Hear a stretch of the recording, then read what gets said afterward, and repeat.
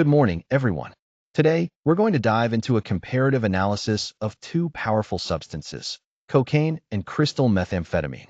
We'll explore their origins, how they affect the body and mind, the risks of addiction associated with each, and the broader impact they have on society. This presentation aims to provide a clear understanding of these drugs from multiple perspectives, helping us grasp the complexities involved. Let's get started. Cocaine is a powerful stimulant that comes naturally from the leaves of the coca plant. Chemically, it's known as benzoyl methylecgonine. Most commonly, you'll see it as a white powder, but it can also appear in a crystallized form called crack cocaine. On the other hand, crystal meth, or crystal methamphetamine, is entirely synthetic. It's chemically related to amphetamines and typically looks like clear, crystalline chunks or shards that resemble ice.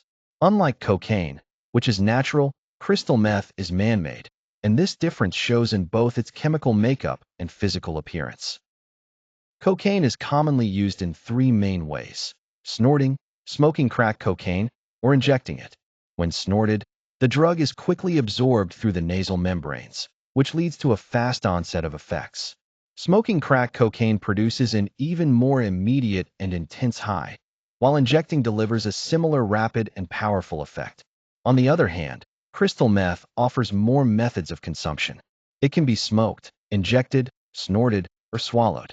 Smoking or injecting crystal meth results in a quick, strong high, much like cocaine. However, when snorted or swallowed, the effects take longer to kick in but tend to last much longer. This variety in ingestion methods, along with the typically prolonged effects, makes crystal meth unique compared to cocaine. When someone uses cocaine, they often experience a surge of energy and heightened alertness, along with a strong sense of euphoria. On a physical level, cocaine raises the heart rate and blood pressure, causes the pupils to dilate, and reduces appetite. Psychologically, it can lead to feelings of anxiety, paranoia, and sometimes even unpredictable or erratic behavior. Similarly, crystal meth causes an intense feeling of euphoria and keeps a person awake and energized for long periods. It also increases heart rate and blood pressure, but with meth, there's a risk of body temperature rising too high, known as hyperthermia. Like cocaine, it suppresses appetite and boosts physical activity.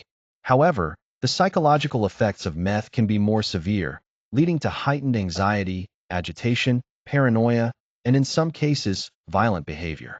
These immediate effects highlight the powerful impact these substances have on both the body and mind. Cocaine has a very high addiction potential, especially in its crack form, which tends to lead to dependency quite rapidly after repeated use. When someone stops using, they often experience withdrawal symptoms like depression, fatigue, increased appetite, and strong cravings that make it challenging to quit. Similarly, crystal meth is known as one of the most addictive stimulants out there. Its intense euphoric effects result in a very high risk of addiction, and dependency can develop quickly. The withdrawal phase can be particularly tough, with severe depression, anxiety, fatigue, increased appetite, and intense cravings making recovery difficult. Understanding these risks is crucial when discussing these substances. When we talk about the health risks of chronic cocaine use, several serious complications come to mind. Cocaine heavily impacts the cardiovascular system, increasing the chances of heart attacks and strokes. The way cocaine is consumed also matters. Snorting it can damage the nasal passages, while injecting introduces risks like infectious diseases. Over time, repeated use can impair cognitive functions and lead to mood disorders, affecting both the brain and mental health. Turning to crystal meth, the health consequences are even more severe in many ways. One of the most noticeable effects is meth mouth, which is severe dental decay.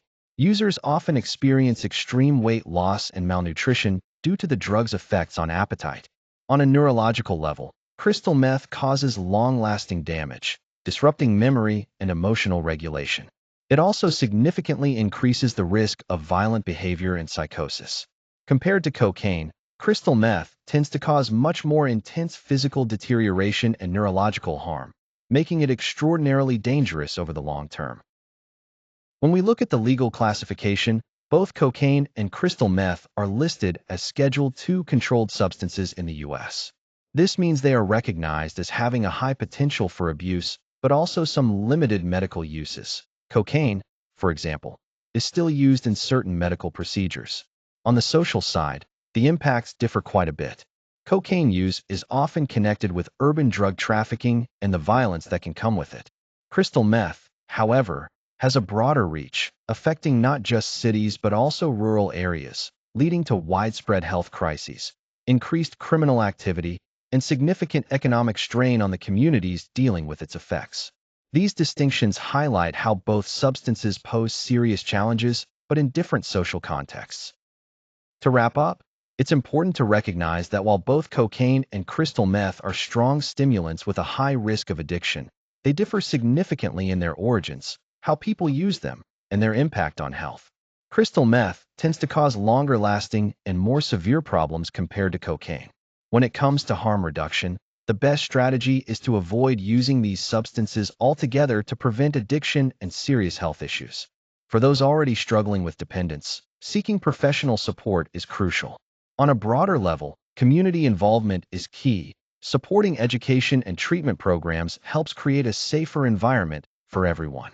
By understanding these differences and focusing on prevention and targeted treatment, we can better address the challenges these drugs present.